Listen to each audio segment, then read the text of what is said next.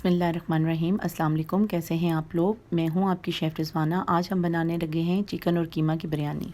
कीमा हम लेंगे 1 किलो, 3 चम्मच देसी घी, 2 प्याज और 1 लहसुन, आधा कप ऑयल और 1 कप दही, आधा किलो चिकन और 3 टमाटर, 2 हरी मिर्चें, 1 लीमू और आधा कप धनिया, 2 चम्मच बिरयानी मसाला और 1 चम्मच लाल मिर्च, 1 चम्मच चाट मसाला और 1.5 चम्मच नमक, 1 चम्मच हल्दी, जायफल, बादियान, दालचीनी, तेज़पात, मोटी इलायची का 1-1 पीस, पीला रंग, कसूरी मेथी और खुश्क पुदीना 1-1 चम्मच। चिकन की मैरिनेशन के लिए काली मिर्च, धड़ा मिर्च और नमक आधा चम्मच।